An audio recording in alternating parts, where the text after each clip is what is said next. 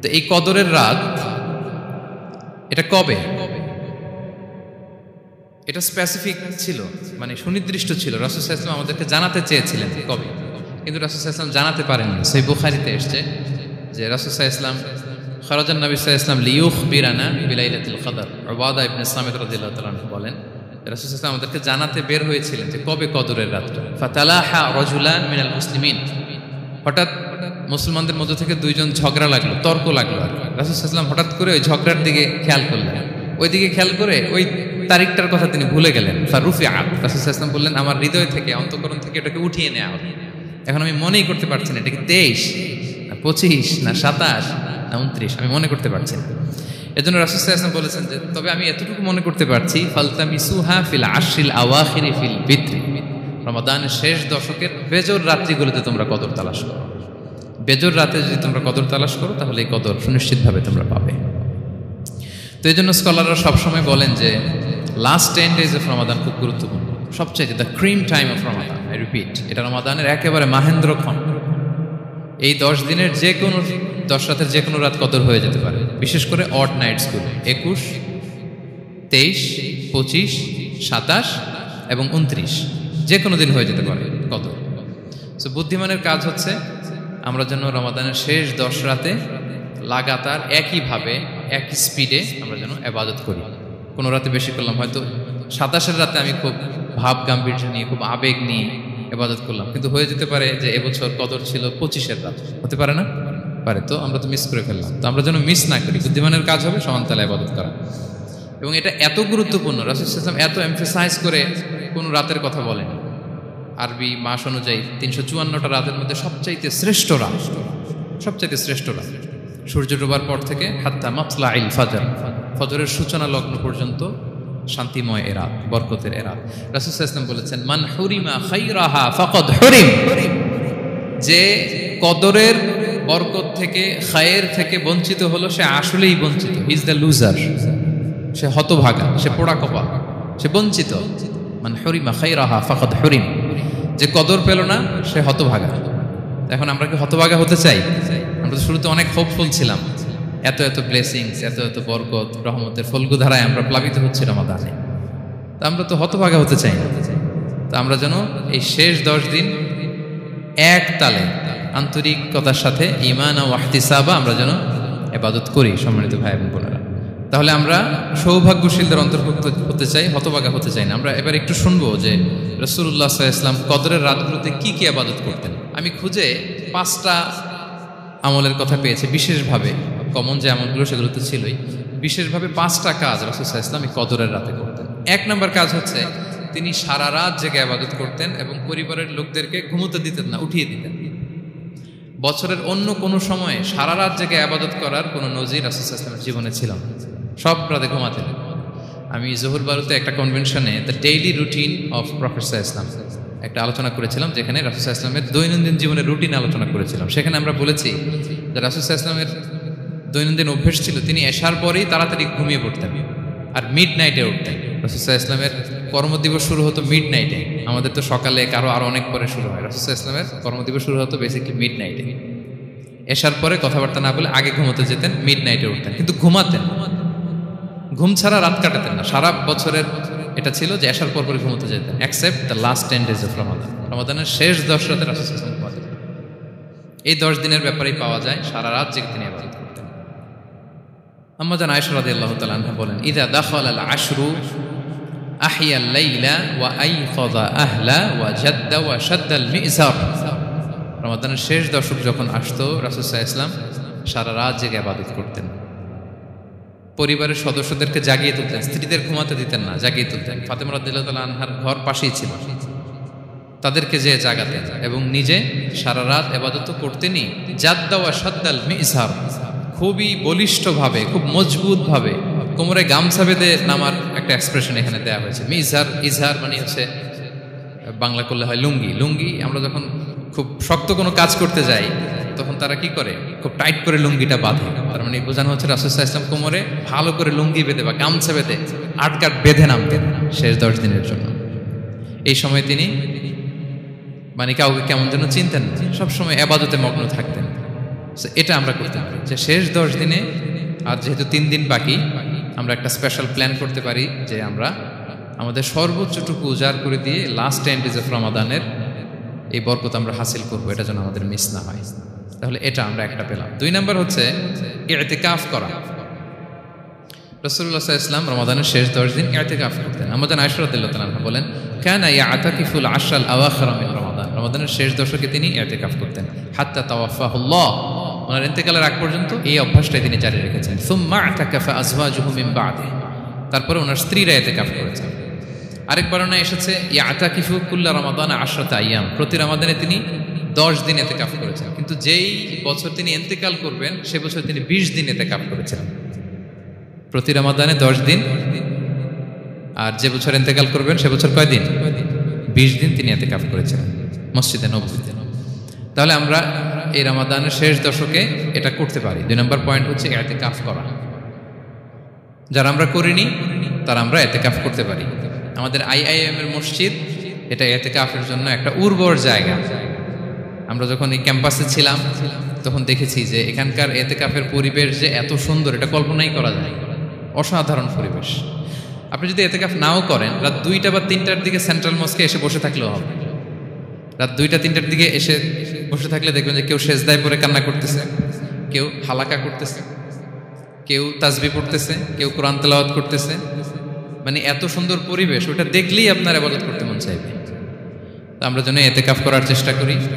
ইতিকাফ করতে না পারলে শেষ দশকের রাতগুলো যেন মসজিদে কাটানোর চেষ্টা করি, তা না পারলেও বাসায় যেন এই রাতগুলো আমরা মিস না করি। বিশেষ করে সেন্ট্রাল মস্কে তো অসাধারণ পরিবেশ, এটা হাইলি রেকমেন্ডেড। ইফ পসিবল আপনারা আসবেন, এখানে ইবাদতের চমৎকার পরিবেশ থাকে। 3 নম্বর হচ্ছে রাসূল সাল্লাল্লাহু আলাইহি ওয়াসাল্লাম এবং জিবরাইল আলাইহিস সালাম যৌথভাবে কোরআন রিভিশন করতেন। খুব ইন্টারেস্টিং। সারা বছর যেটা নাজিল হতো, রমাদানে জিবরাইল আলাইহিস সালাম রাসূল সাল্লাল্লাহু আলাইহি ওয়াসাল্লামকে শোনাতেন, রাসূল সাল্লাল্লাহু আলাইহি ওয়াসাল্লাম জিবরাইল আলাইহিস সালামকে শোনাতেন। সহিহ বুখারীর বর্ণনা, কানা জিবরিলু ইয়ালকাহু ফি কুল্লি লাইলাতিন মিন রমাদান ফায়ুদারিসুহুল কুরআন, প্রতি রমাদানের প্রতি রাতে এসে রাসূল সাল্লাল্লাহু আলাইহি ওয়াসাল্লামের সাথে কোরআন মুদারাসা করতেন। সহিহ মুসলিমের বর্ণনায়, আন্না জিবরিল কানা ইউআরিদুহু বিল কুরআন কুল্লা আমিন মাররা, প্রতি বছর রমাদানে একবার শোনাতেন বা শুনিয়েছেন। যে বছর তিনি ইন্তেকাল করবেন তিনি 2 বার শুনিয়েছেন। আরাদা ইউআরিদু, এটা ফ্রম বোথ সাইড। আরবি শব্দটা এমন যে জিবরাইল আলাইহিস সালাম শোনাতেন, এরপর রাসূল সাল্লাল্লাহু আলাইহি ওয়াসাল্লাম জিবরাইল আলাইহিস সালামকে শোনাতেন, কোরআন রিভিশন করা। তো এই শেষ দশকের রাতগুলোতে আমরা যেন বেশি বেশি কোরআন পড়ি, কোরআন তেলাওয়াত, কোরআনিক রেসাইটেশন হতে পারে, কোরআনের অর্থ পড়া হতে পারে, তাদাব্বুরে কোরআন হতে পারে, কোরআনের হালাকায় জয়েন করা হতে পারে। ইন ইটস এনি ফর্ম আমরা যেন কোরআনের সাথে অ্যাটাচমেন্টটা বাড়াই লাস্ট 10 ডেজ অফ রমাদানে। 4 নম্বর কিয়ামুল লাইল করা। রাসূল সাল্লাল্লাহু আলাইহি ওয়াসাল্লাম কিয়ামুল লাইল করতেন, এবং কিয়ামুল লাইল শব্দটাকে রাসূল সাল্লাল্লাহু আলাইহি ওয়াসাল্লাম কদরের সাথে জুড়ে দিয়েছেন। সহিহ বুখারীর বর্ণনায় তিনি বলেছেন, মান কামা লাইলাতাল কদরি ঈমানা ওয়া ইহতিসাবা গুফিরা লাহু মা তাকাদ্দামা মিন যামবি। কদরের রাতে যে কিয়ামুল লাইল করে বিশ্বাস নিয়ে এবং নাজাতের প্রত্যাশা নিয়ে, তার পূর্বের সমস্ত গুনাহ আল্লাহ তাআলা ক্ষমা করে দিবেন। তাহলে কিয়ামুল লাইলটা রাসূল সাল্লাল্লাহু আলাইহি ওয়াসাল্লাম বিশেষভাবে কদরের রাতের সাথে সম্পৃক্ত করেছেন। আমরা যেন প্রতি রাতে কিয়ামুল লাইল করি, লম্বা সময় যেন দাঁড়িয়ে থাকি, লম্বা সময় কোরআনিক রেসাইটেশন করি দাঁড়িয়ে থেকে, লম্বা সময় রুকু, লম্বা সময় সিজদা, স্পেশালি সিজদা। আখরাবু মা ইয়াকুনুল আবদু মির রাব্বিহি ওয়া হুয়া সাজিদ ফাআকসিরু ফিহি দুআ। বান্দা যখন সিজদায় থাকে আল্লাহ সবচেয়ে কাছে থাকে। তো আমরা তো আল্লাহর সবচেয়ে কাছে যেতে চাই এই ক্রিম টাইমটাতে, কি বলেন? আমরা যেন লম্বা সময় সিজদাতে থাকি। কিন্তু আমাদের অনেকের যেটা হয়, নামাজে তাড়াহুড়ো, অনেকের সব ব্যস্ততা যখন নামাজে দাঁড়াই এরকম হয়ে যায়। রাসূল সাল্লাল্লাহু আলাইহি ওয়াসাল্লামের সালাত যদি আমরা খেয়াল করি, বিশেষ করে কিয়ামুল লাইলে এত যে সুন্দর ছিল। আম্মাজান আয়েশা রাদিয়াল্লাহু তাআলা আনহাকে জিজ্ঞেস করা হয়েছিল যে, হে আম্মাজান, রাসূল সাল্লাল্লাহু আলাইহি ওয়াসাল্লামের কিয়ামুল লাইল কেমন ছিল, কিভাবে কিয়ামুল লাইল করতেন? আম্মাজান আয়েশা দেখেন ওনার এক্সপ্রেশনটা কত সুন্দর। তিনি বলেছেন, ফালা তাসআল আন হুসনিহিন্না ওয়া তুলিহিন্না। রাসূল সাল্লাল্লাহু আলাইহি ওয়াসাল্লামের কিয়াম যে কত সুন্দর ছিল, কত লম্বা ছিল, আমায় জিজ্ঞেস করুন, আমি বলতে পারবো না।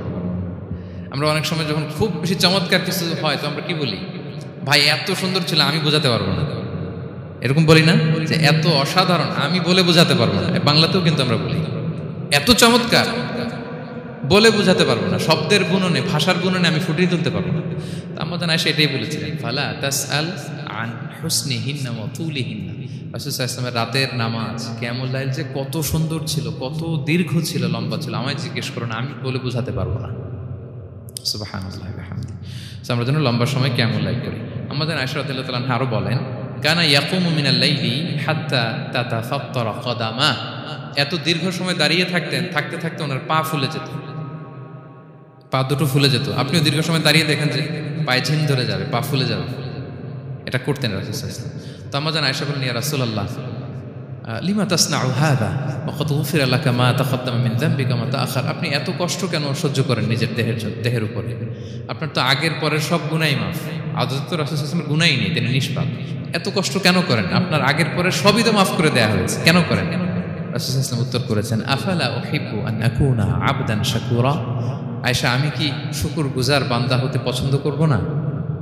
আল্লাহ তাআলা আমাকে তার রহম এবং করমে সব মাফ করে দিয়েছেন, কিন্তু আমি কি শুকরগুজার হব না? আমি কি আমার রোলটা প্লে করব না? আমি কি নিজেকে সঁপে দেব না আল্লাহ তাআলার কাছে জায়নামাজে? তো এটা ছিল সংক্ষেপে রাসূল সাল্লাল্লাহু আলাইহি ওয়াসাল্লামের কিয়ামুল লাইলের ধরন। এভাবে তিনি দীর্ঘ সময় কিয়ামুল লাইল করতেন। আমরা যেন এটা করি। সেন্ট্রাল মস্কে কিয়ামুল লাইল এবছরও নিশ্চয়ই হচ্ছে, আমরা যেন অংশগ্রহণ করি। 5 নম্বরে রাসূল সাল্লাল্লাহু আলাইহি ওয়াসাল্লাম দোয়া করতেন। এই কদরের রাতগুলোতে খুব বেশি বেশি দোয়া করতেন। দোয়া নিয়ে আমরা একটা জুমার খুতবা দিয়েছিলাম, সেখানে আমরা বলেছিলাম যে দোয়া হতে হবে খুব আন্তরিক দোয়া, রোবোটিক দোয়া যেন না। আপনার আবেগ, ভালোবাসা, মনের মাধুরী মিশিয়ে, চোখের পানি মিশিয়ে, অশ্রু সিক্ত করে এই দোয়াটা করতে হবে, তাহলে সে দোয়া আল্লাহর কাছে কবুল হবে। আমরা যেন আমাদের ভাব, আবেগ সব ঢেলে দিতে পারি আমাদের দোয়াতে, আমাদের সেজদায়, আমাদের কিয়ামুল লাইলে। এবং যে কোনো ভাষায় কোরআনিক দোয়াগুলো রেকমেন্ডেড, হাদিসের মাসুরগুলো রেকমেন্ডেড। তাছাড়া আপনার নিজের ভাষায় আপনার কি চাওয়া, আপনার কি আকাঙ্ক্ষা, আপনার মনের কষ্ট, যাতনা সবকিছু আপনি আল্লাহ তাআলার কাছে পেশ করুন। এবং আম্মা জান আয়েশা জিজ্ঞেস করেছিলেন, ইয়া রাসূলুল্লাহ, আমি যদি কদর পেয়ে যাই আমি কি বলবো এই রাতে? মা আদউ, কি দোয়া করবো? রাসূল সাল্লাল্লাহু আলাইহি ওয়াসাল্লাম বললেন, তাকুলিন, আয়েশা তুমি বলবে, আল্লাহুম্মা ইন্নাকা আফুউন তুহিব্বুল আফওয়া ফাআফু আন্নী। আয়েশা তুমি যদি কদরের রাত পেয়ে যাও এটা বলবে, হে আল্লাহ আপনি ক্ষমাশীল, আল্লাহ আপনি ক্ষমাকে পছন্দ করেন, আল্লাহ তাই আপনি আমায় ক্ষমা করেন। হে আল্লাহ আপনি ক্ষমাশীল, আপনি ক্ষমাকে পছন্দ করেন, আল্লাহ আপনি আমাকে ক্ষমা করেন। এই দোয়াটা আমরা যেন বেশি বেশি করি। আমার সাথে সাথে সবাই একটু পড়ুন মেহরবানি করে, আল্লাহুম্মা ইন্নাকা আফুউন তুহিব্বুল আফওয়া ফাআফু আন্নী। আল্লাহুম্মা ইন্নাকা আফুউন তুহিব্বুল আফওয়া ফাআফু আন্নী। হে আল্লাহ আপনি ক্ষমাশীল, আপনি ক্ষমা করাকে পছন্দ করেন, আল্লাহ আমাকে ক্ষমা করেন। আমরা আমাদের নিজেদের ভাষায় অনেক দোয়া করতে পারবো, কিন্তু রাসূল সাল্লাল্লাহু আলাইহি ওয়াসাল্লামের শেখানো দোয়াগুলো এটা হচ্ছে মানে very precise in wording but comprehensive in meaning. এটার অর্থ, এটার আবেদন এটা অনেক বেশি। আমি অনেক 10টা-20টা বাক্য বলে এত সুন্দর কথা মিলাতে পারবো না। রাসূল সাল্লাল্লাহু আলাইহি ওয়াসাল্লাম যেটা শিখিয়ে দিয়েছেন, আগে আল্লাহর প্রশংসা করলাম, আল্লাহ আপনি ক্ষমাশীল, আবারও প্রশংসা, আল্লাহ আপনি তো ক্ষমা করাকে পছন্দ করেন। যেটা আপনি পছন্দ করেন না ওইটা তো চাচ্ছেন, যেটা আপনার পছন্দ, যেটা আপনি করতে ভালোবাসেন, গাফিরিয যামবি ওয়া কাবিলিত তাওব, আপনি ক্ষমা করাকে পছন্দ করেন, তওবা কবুলকে আপনি পছন্দ করেন, তো সেটাই তো চাচ্ছি আপনার কাছে, আপনি আমার তওবা কবুল করুন, আল্লাহ আপনি আমাকে ক্ষমা করুন। সো এই দোয়াটা প্রত্যেক রাতে যেন আমরা বেশি বেশি করি সম্মানিত সুধী। এবং এই যে রিমাইন্ডারগুলো শুনলাম, এটা রমাদানের পরেও যেন আমরা অব্যাহত রাখি।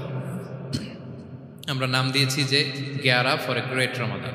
আমাদের ইবাদতের যে ধারাবাহিকতা, এই গতিটাকে আরেকটু গিয়ার আপ করা, আরেকটু পুশ করা নিজেকে, আরেকটু এক্সট্রা ড্রাইভ দেওয়া। এই শেষ মুহূর্তে মাত্র 13টি দিন আমাদের হাতে আছে, আমরা যেন আরেকটু এফোর্ট দেই, আমরা যেন আরেকটু ড্রাইভ দেই, যাতে করে আমরা আল্লাহ তাআলার আরও নিকটবর্তী হতে পারি। এবং এই রমাদানে আমরা যা শিখলাম, যেটা করলাম, এটার ইম্প্যাক্ট যেন রমাদানের পরেও আমাদের মধ্যে থাকে। আমাদের অনেকের এটা হয় যে রমাদানে আবেগে অনেক আলোচনা শুনে, ক্ষমার মাস এটা জেনে এত ইবাদত, রমাদান নাই ইবাদতও নাই, এরকম হয়ে যায়। এটা যেন না হয়, বরং এটার একটা পরশ যেন আমাদের হোল দ্য ইয়ার লং থাকে। আরব শায়েখরা বলেন যে কুন রব্বানি লা তাকুন রমাদানি, রব্বানি হও, রমাদানি হয় না। মানে রমাদান আসছে, তুমি রমাদান কেন্দ্রিক ইবাদত নিয়ে অনেক উচ্ছ্বাস, কিন্তু রমাদান শেষ ইবাদত শেষ, এমনটা যেন না হয়। রমাদানের পরেও সে মেহেরবান আল্লাহ তাআলা কিন্তু আমাদের জন্য আছেন। তিনি প্রতি রাতে শেষ রাতে নেমে আসেন, এসে ডাকতে থাকেন, কার ক্ষমা লাগবে ক্ষমা চাও, ক্ষমা করব, কে বিপদে পড়েছ বলো, আমি উদ্ধার করব। তো তিনি আরশের উপর থেকে প্রথম আসমানে নেমে আসলেন দেওয়ার জন্য। আমি ঘুম থেকে জাগতে পারলাম না, নেয়ার জন্য। এটা হইল প্রাইম মিনিস্টার আনোয়ার ইব্রাহিম আমাকে একটা অ্যাওয়ার্ড দিল, লেটস সে হোটেল ইন্টারকন্টিনেন্টাল, উনি এসে বসে আছে, বাট আমি যেতে পারি নাই। এটা তো এটা হয় না। আল্লাহ তাআলা প্রতি রাতে শেষ রাতে এসে বলেন কার কি লাগবে দাও, তিনি নেমে আসেন বা বিশেষ মনোনিবেশ করেন প্রথম আসমানে এসে, কিন্তু আমরা যে নিব সেই সময়টুকু আমাদের হয় না। আমরা এতটা গাফেল যেন না হই, আমরা যেন একটু পুশ করি। বড় কিছু পেতে হলে নিজেকে পুশ করতে হয়, এক্সট্রা একটা ড্রাইভ দিতে হয়। সম্মানিত শুধু এই 17টা দিন কি করলাম একটু রিভাইজ করি, যোগ বিয়োগ করি নিজের সাথে নিজে, যে প্ল্যানটা নিয়ে রমাদান শুরু করলাম ওইরকম কিয়ামুল লাইল করতে পারলাম কিনা, ওইরকম চ্যারিটি করতে পারলাম কিনা, রেসাইটেশন করতে পারলাম কিনা, একটু যেন নিজের সাথে নিজে বোঝাপড়া করি, একটু যেন রিভাইজ করি এবং নিজেকে যেন একটু পুশ করি। সম্মানিত শুধু এই ছিল সংক্ষিপ্ত আলোচনা। আমি